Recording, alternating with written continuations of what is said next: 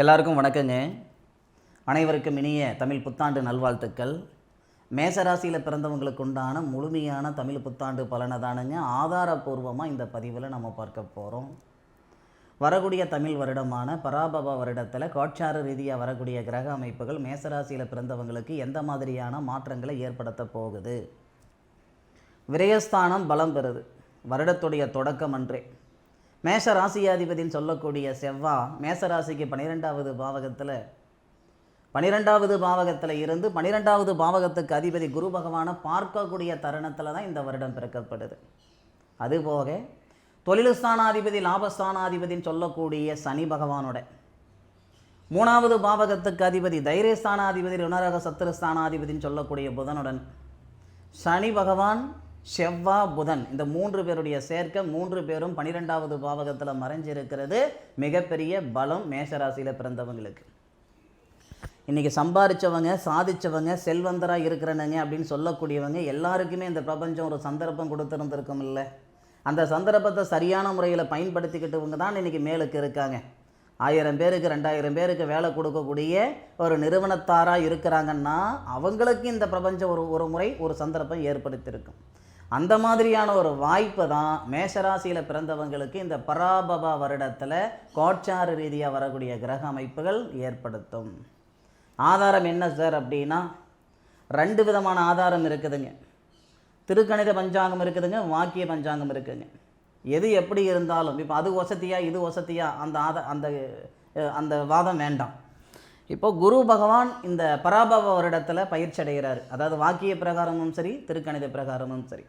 முதல்ல வாக்கிய பிரகாரம் 26ஆம் தேதி மே மாதம் 26ஆம் தேதி பயிற்சி அடைஞ்சிருவார். ராசிக்கு 3வது பாவகத்தில் இருக்கக்கூடிய குரு பகவான் 4வது பாவகத்துக்கு கேளப்பா குருபதி 3ல் ஏற கெடுதி மெத்தை செய்வேனடா வேந்தன் தானும் ஆளப்பா அகத்திலே களவும் போகும் அப்பனே அரிட்டமடா சிசுவுக்குத்தான் குரு 3ல் இருக்கிறது. பொருளாதார ரீதியாக பாதிப்புகள் ஏற்பட்டிருக்கும். மேசராசியில் பிறந்தவங்களுக்கு செய்யாத தப்புக்கு செஞ்சென்ற பேர் வந்திருந்திருக்கும். வாங்காத பணத்துக்கு வட்டி கட்டுற மாதிரி சூழ்நிலைகள் ஏற்பட்டிருந்திருக்கும். உழைப்புக்கு தகுந்த உயர்வு இல்லை, வாழ்க்கைக்கேற்ற வளர்ச்சி இல்லை. பல விதமான ஆதங்கத்தில் இருக்கக்கூடிய மேசராசியில் பிறந்தவங்களாக நீங்கள் இருந்தால் இந்த குரு பகவானுடைய பயிற்சி காலம் பிரமாதமாக இருக்கும். சார் அப்படி என்ன சார் ஆஹா ஓஹோன்னு பலன் கொடுத்துட்டு போகுது. 4வது பாவகத்தில் குரு பகவான் உச்ச நிலையில் வரார். அதுபோக உங்களுடைய ராசிக்கு 8வது பாவகத்தையும் உங்கள் ராசிக்கு 10வது பாவகத்தையும் உங்கள் ராசிக்கு 12வது பாவகத்தையும் குரு பகவான் பார்ப்பார். அப்போது 8வது பாவகம்னா திடீர் அதிர்ஷ்டம், வராத பணம் வந்து சேரும், தாரவாத்த பணம் வந்து சேரும். அடுத்தவனை நம்பி ஒரு காரியத்தில் இறங்கணுங்க, ஏன்டா இறங்கின எதுக்கடா இறங்கணுன்ற அளவுக்கு ஆயிடுச்சு. இந்த நிமிஷம் வரைக்கும் பறிகொடுத்த பணத்துக்கு வட்டி கட்டிகிட்டு இருக்கிறேனுங்க, முதல் வருமா வராதான்னு எனக்கு தெரியல. இந்த மாதிரியான ஆதங்கத்தில் இருக்கக்கூடிய மேசராசியில் பிறந்தவங்களாக நீங்கள் இருந்தால் இந்த பராபவ வருடத்தில் ஏற்படக்கூடிய கிரக அமைப்புகள் உங்களுடைய மன அழுத்தத்தை சரிப்படுத்தும், பொருளாதார ரீதியாக இருக்கிற சங்கடங்களை சரிப்படுத்தும், உழைப்புக்கேற்ற உயர்வும் வாழ்க்கைக்கேற்ற வளர்ச்சி உண்டு பண்ணும். மாற்று கருத்து கிடையாது. இது மே மாதம் 26ஆம் தேதி வாக்கிய பிரகாரம் ஏற்படக்கூடிய ஒரு நிகழ்வு. அதே திருக்கணித பிரகாரம் பார்த்தீங்கன்னா ஜூன் மாதம் 1ஆம் தேதி. அப்போ மே மாதம் 26ஆம் தேதிக்கும் ஜூன் மாதம் 1ஆம் தேதிக்கும் ரொம்ப தூர வித்தியாசம் இல்லை. அப்போ நமக்கு திருக்கணித பிரகாரமும் சரி வாக்கிய பிரகாரமும் சரி குரு பகவான் மாறுறாருன்றதில் நமக்கு மாற்று கருத்து கிடையாது. அப்போ குரு பகவானுடைய மாற்றம் சிறப்பு. அதுபோக அடுத்தடுத்து வரக்கூடிய கிரக அமைப்புகள் மேஷராசியில் பிறந்தவங்களுக்கு மிகப்பெரிய மாற்றத்தை கொடுக்கும். இதில் இன்னொரு விஷயம் சொல்லிக்கிறேனுங்க. இந்த வருடத்துடைய தொடக்கத்திலேயே தனகாரகன் சொல்லக்கூடிய கிரகம் யாருன்னு கேட்டிங்கன்னா மேஷராசியில் பிறந்தவங்களுக்கு சுக்கிரன். தனகாரகன் சுக்கிரன், தனகாரகன்னா குரு. எல்லாருக்குமே தனகாரகன்னா குரு. தனஸ்தானாதிபதி தான் மேஷராசியில் பிறந்தவங்களுக்கு சுக்கிரன். சுக்கிரன் தன்னுடைய சுய சாரத்தில் சுக்கிர பகவான் பரணி நட்சத்திரம் 4வது பாதத்தில் 23 டிகிரியில் இருப்பார். இந்த வருடத்துடைய தொடக்கத்தில் இங்கே நான் எழுதலை, அவ்வளோதான், 23 டிகிரியில் தான் இருப்பார். பரணி நட்சத்திரத்தில் இருக்கக்கூடிய தனஸ்தானாதிபதி தன்னுடைய சுய சாரத்தில் இருந்து உங்கள் ராசிக்கு 7வது பாவகத்தை பார்ப்பார். இந்த தனகாரகன் சொல்லுவோம் இல்லைங்களா, குரு தானே தனகாரகன். அப்போ அந்த குரு உங்கள் ராசிக்கு, இதுதான் உங்கள் ராசி, அப்போ உங்கள் ராசிக்கு 3வது பாவகத்தில் இருக்கிறார். அப்போ 3வது பாவகத்தில் இருக்கக்கூடிய தனகாரகன் உங்கள் ராசிக்கு 7வது பாவகத்தை பார்க்கிறார். அப்போது குடும்பஸ்தானாதிபதி தனஸ்தானாதிபதி தனகாரகன் புத்திரகாரகன் புத்திரஸ்தானாதிபதி சூரியன் சூரியனுடைய பார்வையும் 5வது பாவகத்தைப்படும். அப்படி இருக்கிற பட்சத்தில் இந்த பராபவ வருடத்தில் கோச்சார ரீதியாக வரக்கூடிய கிரக அமைப்புகள் மேஷராசியில் பிறந்தவங்களுக்கு புத்திர வளர்ச்சி ஏற்படுத்தும். அதுபோக கழுத்து பிடிக்கிற அளவுக்கு கடன் பிரச்சனை இருக்குதுங்க, பணப்பிரச்சனை இருக்குதுங்க, கட்டுவனா கட்ட மாட்டேன்னு எனக்கு தெரியல, கட்டுறதுக்குள்ளார போய் சேர்ந்துருவனா அப்படின்ற ஆதங்கத்தில் இருக்கக்கூடிய மேசராசியில் பிறந்தவங்களுக்கு இந்த பிரபஞ்சம் கொடுக்கக்கூடிய ஒரு சந்தர்ப்பம் கடனை கட்டுறதுக்கு, பொருளாதார ரீதியாக இருக்கிற சங்கடங்களை சரி செஞ்சுக்கிறதுக்கு. ஏற்கனவே 2 வருட காலம் இந்த பிரபஞ்சம் மேசராசியில் பிறந்தவங்களுக்கு பல விதமான அனுபவத்தை கொடுத்துருக்கு. சாதாரண அனுபவம் இல்லைங்க, விலை மதிக்க முடியாத அனுபவத்தை இந்த பிரபஞ்சம் கொடுத்துருக்கு. எப்படி இருந்திருக்கணும், யாருக்கிட்ட சேர்ந்துருக்கணும், யாருக்கிட்ட சேர்ந்துருக்கக்கூடாது, என்ன பேசியிருக்கணும், என்ன பேசியிருக்கக்கூடாது, எல்லா விதமான அனுபவத்தையும் இந்த பிரபஞ்சம் மேசராசியில் பிறந்தவங்களுக்கு போதுன்ற அளவுக்கு கொடுத்துடுச்சு. அப்போ அந்த அனுபவம் இந்த பராபவ வருடத்தில் வரக்கூடிய கோச்சார கிரக அமைப்புகளை முழுமையாக பயன்படுத்திக்கிற மாதிரி மேசராசியில் பிறந்தவங்களுக்கு நிச்சயமாக இந்த பிரபஞ்சம் ஏற்படுத்தும். அதில் மாற்று கருத்து இல்லை. மன வாழ்க்கையில் இருக்கிற சங்கடங்கள் சரியாகுது, ஆதாரம் இல்லாமல் சொல்லிக்கல. திருமண ஸ்தானாதிபதினு சொல்லக்கூடிய சுக்கிரன் திருமண ஸ்தானத்தை பார்க்கிறாரு. திருமண ஸ்தானாதிபதி சொந்த நட்சத்திரத்தில், திருமணக்காரகன் திருமண ஸ்தானாதிபதி சுக்கிரன் தான் மேசராசியில் பிறந்தவங்களுக்கு.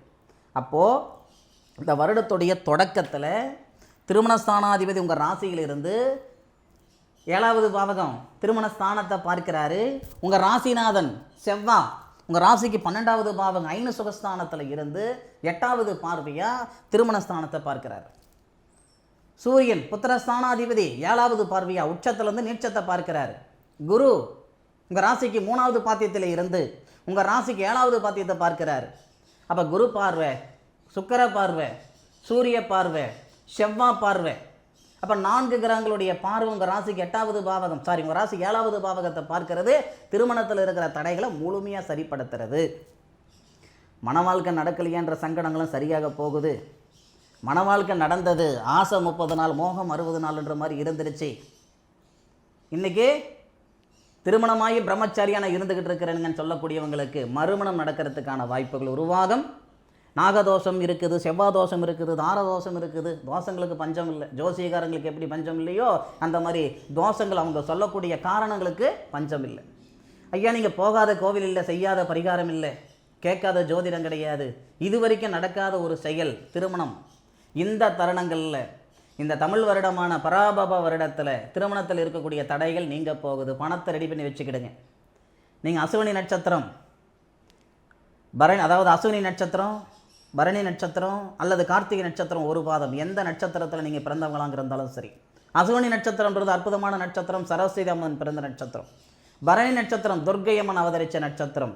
அதுபோக கார்த்திகை நட்சத்திரம் காளியம்மன் அவதரித்த நட்சத்திரம். முதல் ராசியிலே காலச்சக்கரத்தின் முதல் ராசியில் 3 பெண் தெய்வங்கள் உருவாகி இருக்கிற நட்சத்திரங்கள். அப்போ நீங்கள் எந்த நட்சத்திரத்தில் இருந்தாலும் திருமணத்தில் இருக்கிற தடைகள் நீங்க போகுது. அதுபோக இந்த 4வது பாவகத்துக்கு வரக்கூடிய குரு எந்த அளவுக்கு நமக்கு யோகத்தை கொடுக்குமோ அதே அளவுக்கு 11வது பாவகத்தில் இருக்கக்கூடிய ராகு மிகப்பெரிய யோகத்தை கொடுக்க போகுது. இதுக்கு முன்னுக்கு ராகு 11வது பாவகத்தில் தானே சார் இருந்தார், இப்போ என்ன சார் புதுசு? அப்படி கிடையாது. இப்போ ராகு இப்போ யாருடைய சாரத்தில் இருக்கிறாரு அப்படின்னா சதய நட்சத்திரத்தில் இருக்கிறார், அப்படி 4வது பாதத்தில் இருக்கிறார். அப்படி அப்போ சதய நட்சத்திரம் 3வது பாதம், 2வது பாதம், 1வது பாதம், அதன் பிறகு நமக்கு அவிட்டம் நட்சத்திரம் 4வது பாதம், 3வது பாதம், பின்னுக்கு தானே வருவார் ராகு. அப்போது ராகுக்கு எது பயிற்சி அப்படின்றது இந்த திருக்கணித பிரகாரம் உண்டு. திருக்கணித பிரகாரம் பார்த்திங்கன்னா டிசம்பர் மாதம் 7ஆம் தேதி உண்டு, வாக்கிய பிரகாரம் கிடையாது. அப்போ ராகு இருக்கக்கூடிய சூழல் ரொம்ப ரொம்ப சிறப்பாக இருக்கும். அதே மாதிரி இந்த குரு பார்த்திங்கன்னா அதிசாரத்துக்கு வருவார். அதிசாரத்துக்கு எங்கிட்டு வராருன்னா உங்கள் ராசிக்கு 5வது பாவகத்துக்கு வருவார். இந்த வருடத்தில் நடக்கக்கூடிய நிகழ்வு இதெல்லாம் உங்கள் ராசிக்கு 5வது பாவகத்துக்கு இந்த இடத்துக்கு உங்கள் ராசியை பார்ப்பார். இது எல்லாமே மேசராசியில் பிறந்தவங்களுக்கு உண்டான மிகப்பெரிய ஒரு வாய்ப்பு தான். இந்த வாய்ப்புகளை தான் இந்த பிரபஞ்சம் தரப்போகுது. சந்தர்ப்பம் இருக்கும்போது சரியான முறையில் சாதிச்சுக்கிடணும். சம்பாதிக்கிறதுன்றது எல்லாரும் எல்லா நேரத்துலையும் செய்யக்கூடிய விஷயம் தானே. சாதிக்கிறது அப்படி கிடையாது சாமி. இந்த பிரபஞ்சம் தரக்கூடிய தருணத்தை சரியான முறையில் பயன்படுத்திக்கிறவங்க தான் கெட்டிக்காரங்க. பெரியவங்க சொல்லுவாங்க, பட்டம் பார்த்து பயிர் செய்யணுன்ட்டு. பட்டம் பார்க்காம பயிர் செஞ்சோம்னா விதைச்ச விதையே விளையாமல் போயிடும் இல்லையா? அந்த மாதிரி உங்களுடைய கிரகநிலைகள் அறிஞ்சு ஒரு செயல் செய்கிறீங்கன்னா உங்கள் வம்சத்தில் யாரும் வாழாத வாழ்க்கை வாழ்ந்து விடுவீங்க. அதில் மாற்று கருத்து கிடையாது. பராபவ வருடத்தில் ஏற்படக்கூடிய கிரக அமைப்புகள் மேசராசியில் பிறந்தவங்களுக்கு மிகப்பெரிய மாற்றத்தை தரப்போகுதுன்றதில் ஆச்சரியம் ஒன்றும் இல்லை, மாற்று கருத்து ஒன்றும் கிடையாது. யார் என்ன சொன்னாலும் இந்த வருடத்தில் உயர்றது நீங்கள் உறுதி, ஏன் உருப்படுறது நீங்கள் உறுதி. இது வரைக்கும் யாரோ பிழைக்கிறதுக்கு நீங்கள் கஷ்டப்பட்டுக்கிட்டு இருந்தீங்க. இந்த தருணங்கள்லேருந்து உங்களுடைய உழைப்புக்கு தகுந்த உயர்வு மட்டும்தான் உங்களுக்கு ஏற்படும். உங்களுடைய உழைப்பு உங்களுடைய உயர்வுக்கு மட்டும்தான் சரியாக இருக்கும். ஆக வரக்கூடிய பராபவ வருடத்தை சரியான முறையில் தயவு செய்து பயன்படுத்திக்கிடுங்க. அதே மாதிரி உங்கள் ராசியாதிபதி உங்கள் ராசியில் வரக்கூடிய தருணங்கள் சித்திரை மாதம் 23, 24 தேதிக்கு மேற்கொண்டு உங்கள் ராசியாதிபதி உங்கள் ராசிக்கே வந்துடுவார். அப்போது வைகாசி மாதம் முதல்லன்னு வச்சுக்கோங்க. வைகாசி மாதம் வரக்கூடிய விசாகம் நட்சத்திரம், வைகாசி விசாகம், அந்த தருணத்தில் நீங்கள் எந்த ஊரில் இருந்தாலும் சரி, எந்த நாட்டில் இருந்தாலும் சரி, திருச்செந்தூர் போகிறதுக்கு முயற்சி பண்ணுங்கள். இந்த வருடத்தில் வரக்கூடிய ஆச்சரியம், உண்மையிலேயே என்னுடைய உடம்பு சிலுக்கு. இந்த வருடத்தில் வரக்கூடிய ஆச்சரியம் என்னன்னா, வைகாசி மாதம் வரக்கூடிய விசாகம் அன்று உங்களுடைய ராசிநாதன் ராசியில் இருப்பார். உங்கள் ராசியில் ஜென்ம ராசியில் இருப்பார். விசாகம் நட்சத்திரம்னா இந்த சந்திர பகவான் சுபஸ்தானாதிபதினு சொல்லக்கூடிய சந்திரன் 8வது பாவகத்துக்கு வந்துடுவார். 7வது பாவகத்துக்கு வருவார், 8வது பாவகத்துக்கு வருவார். ஏன்னா விசாகம் நட்சத்திரம்ன்றது திருமணஸ்தானம் சொல்லக்கூடிய துலாமில் 3 நட்சத்திரம் வரும். அஷ்டமஸ்தானம் சொல்லக்கூடிய 8வது பாத்தியத்தில் ஒரு பாதம் வரும். அப்போ அதில் 3 பாதம், இதில் 1 பாதம். விசாகம் அன்று செவ்வாவுடைய பார்வை, குரு பகவானுடைய பார்வை முழுமையாக உங்கள் ராசிநாதன் உங்கள் ராசிக்கு 7வது பாவகத்தை நிலப்படும். இது பிரமாதமாக இருக்கும். இந்த நேரம் திருச்செந்தூர் போகிறதுக்கு முடிஞ்ச அளவுக்கு முயற்சி பண்ணுங்க. சாமி, என்னால் திருச்செந்தூர் போக முடியலைங்க, நான் சென்னையில் இருக்கிறேனுங்க, இல்லை திருவள்ளூரில் இருக்கிறேனுங்க, இல்லை வேலூரில் இருக்கிறேனுங்க, திருச்செந்தூர் அம்பட்டு தூரம் எங்களுக்கு போகிறது சிரமம். பக்கத்தில் இருக்கக்கூடிய திருத்தணிக்கு முருகருடைய அறுபடையில் ஒரு படைக்கு போயிட்டு வாங்க. வைகாசி மாதத்தில் வரக்கூடிய விசாகம் அன்று எதுக்காக நான் சொன்னேன்ட்டு போயிட்டு வந்து ஒரு வாரத்தில் உங்களுக்கு விவரம் தெரிஞ்சு போயிடும். அதனால் வரக்கூடிய பராபவ வருடம் மேஷராசியில் பிறந்தவங்களுக்கு மிகப்பெரிய மாற்றம். இது மட்டுமே 10 முறை சொல்லியிருக்கேன். அதே மாதிரி இந்த குரு 4வது பாவகத்துக்கு போனதுக்கப்புறம் எழுதி வச்சுக்கோங்க. எத்தனை பேர் உங்களுக்கு இந்தளவுக்கு கான்ஃபிடண்ட்டாக சொல்லியிருக்கிறாங்கன்னு எனக்கு தெரியல. உங்களுடைய சுய ஜாதகத்தில் எந்த தசை புத்தி நடக்குதுன்னு எனக்கு தெரியாது. ஆனால் இந்த வார்த்தை நடக்கும், நடந்தே தீரும். சொந்த மண்மனை உருவாக போகுது. மேஷராசியில் பிறந்தவங்க இது வரைக்கும் வாடகை வீட்டில் இருந்துக்கிட்டு இருக்கிறேனுங்கன்னா சரியாக மே மாதம் 1ஆம் தேதிக்கு மேற்கொண்டு நிறைய பேர் மண்மனை உருவாக்குறதுக்கு வாய்ப்புகள் உண்டு. வாகனம் உருவாகிறதுக்கு வாய்ப்புகள் உண்டு. வாகன கடன் நீங்க போகுது. மண்மனையில் வாங்கின கடன் நீங்க போகுது. அடமான வச்ச சொத்து மீட்க போகிறீங்க. வாங்காத பணத்துக்கு வட்டி கட்டிகிட்டு இருக்கிறேன், செய்யாத தப்புக்கு தண்டனை அனுபவிக்கிறேன், இது எல்லாமே சரியாக போகுது. ஒரே வார்த்தையில் சொல்லணும்னா, ஒரு ஓட்டப்பந்தயம்னா 10 பேர் கலந்துக்கிட்டாங்க, 100 பேர் கலந்துக்கிட்டாங்க, 1000 பேர் கலந்துக்கிட்டாங்க. ஐயா, எத்தனை பேர் கலந்துக்கிட்டாங்கன்றது முக்கியம் இல்லை, அதில் யார் ஜெயிச்சாங்கன்றது தான் முக்கியம். ஒரு மைதானத்தில் ஓடுறவங்க எல்லாமே முன்னுக்கு வர்றதில்லை. முன்னுக்கு வரணுன்ற எண்ணம் மனசுக்குள்ளே இருந்துக்கிட்டு தான் ஓடுவாங்க. ஆனால் வர்றது ஒத்த பிள்ளை ஒருத்தர் தான் வராங்க. முயற்சியோடு இந்த பிரபஞ்சத்துடைய அனுகிரகங்கள் இருக்கிறவங்களால தான் சாதிக்க முடியும். மேசராசியில் பிறந்த உங்களுக்கு இந்த பிரபஞ்சத்துடைய அனுகிரகங்கள் முழுமையாக இருக்குது. ஒரு படி முன்னுக்கு வைங்க, 100 படி இந்த பிரபஞ்சம் உங்களை முன்னுக்கு தள்ளும். அனுபவித்து சொல்லுங்கள்.